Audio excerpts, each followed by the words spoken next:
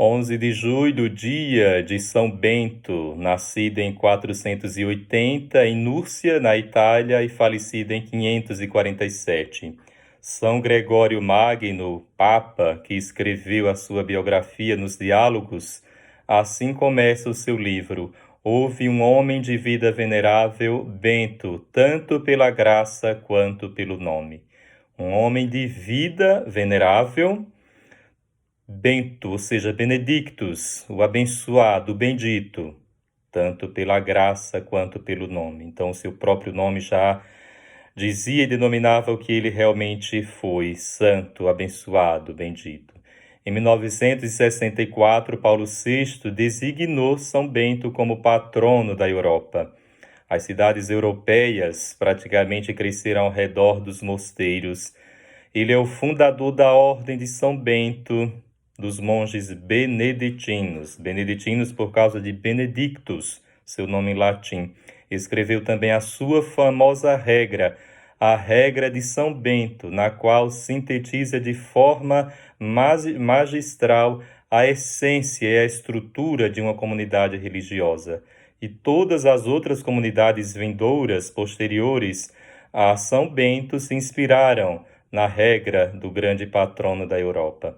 A mola propulsora do seu pensamento é que nada se deve antepor ao amor de Cristo. Este é o critério fundamental e decisivo para que se mantenha a fidelidade do cristão, como também do monge, à Lectio Divina diária, à oração, ao trabalho, à comunhão fraterna, bem como ao silêncio e à solidão. São Bento, considerado o grande pai do monaquismo ocidental, se torna para todos nós um verdadeiro modelo de vida de oração, como também de trabalho. Ora et labora, oração e trabalho. O contexto social no qual viveu São Bento foi da queda do Império Romano, que por volta de 476 entra em colapso. E sob os impulsos dos povos germânicos, esse império praticamente se dilui. E a devassidão moral, como também os costumes nada cristãos, crassam naquela época. E é nesse contexto que se encontra São Bento, que nasceu de uma família católica da nobreza romana. Seu pai era um capitão-geral dos romanos na região de Núrcia, e sua mãe, uma dama nobre da família dos condes de Núrcia. Ele tinha uma irmã que, segundo a tradição, era gêmea com ele, chamada Escolástica, que entra no mosteiro e logo em seguida se torna abadesa.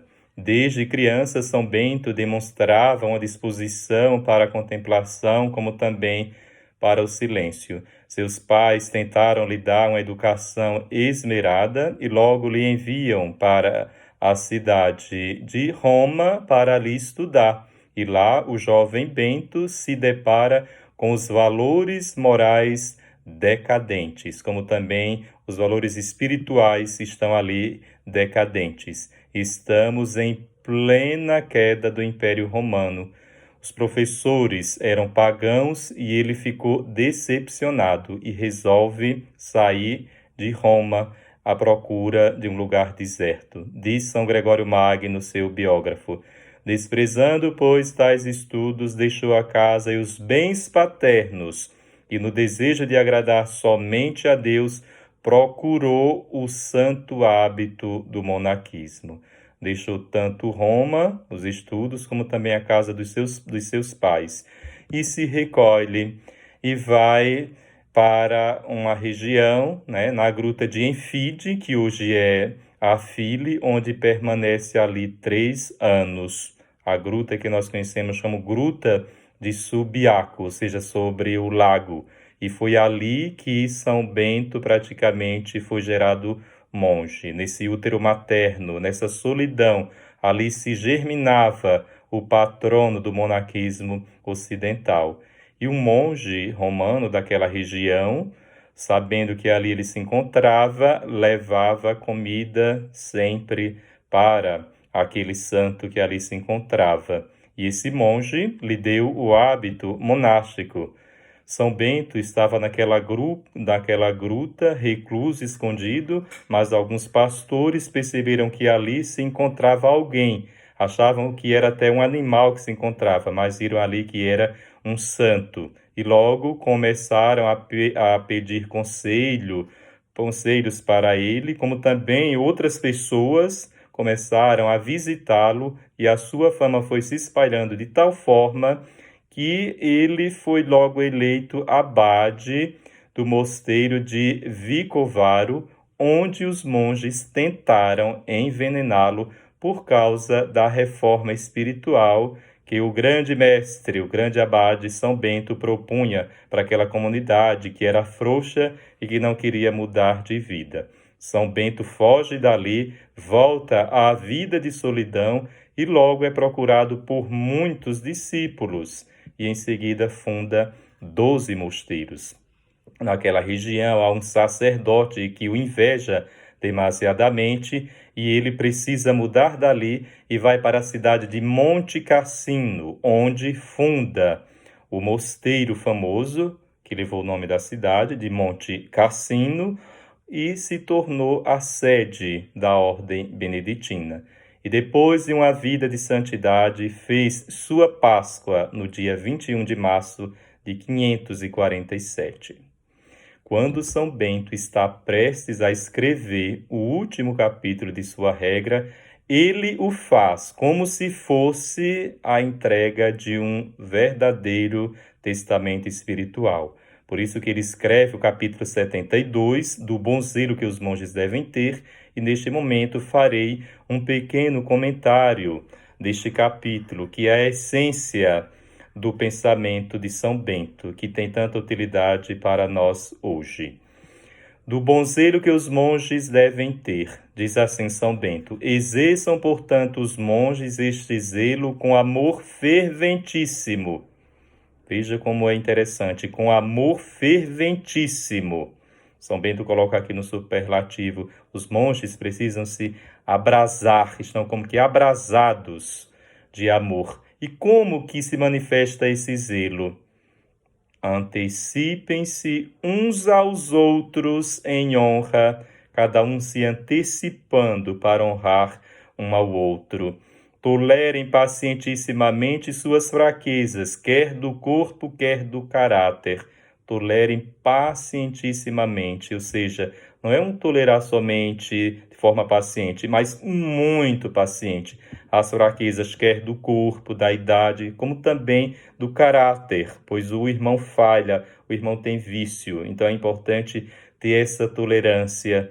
Rivalizem em prestar mútua obediência. Isso aqui é belíssimo. Os monges devem brigar, rivalizar na mútua obediência, ou seja, na obediência mútua, na obediência horizontalizada, na obediência àquele irmão que está no mesmo nível que eu.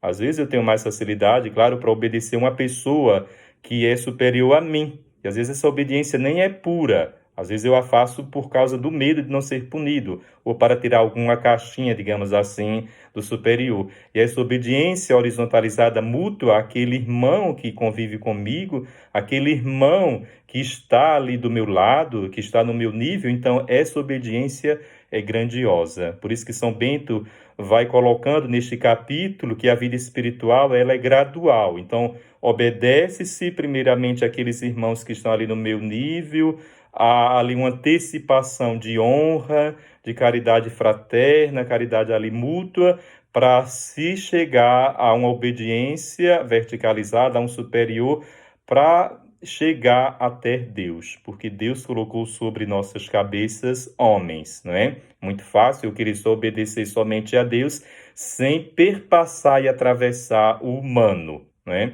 Nós católicos, nós preservamos muito essa questão da obediência a uma autoridade. É por isso que o Papa é o pontífice, ele é o vigário de Cristo na terra. E nós temos também um bispo a quem também obedecemos. E ainda diz São Bento: ninguém procure aquilo que julga útil para si, mas principalmente o que o é para o outro. Aqui está a renúncia de si mesmo, o despojamento de si mesmo em vista do outro.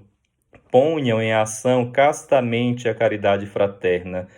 A caridade fraterna há de ser vivenciada de forma pura.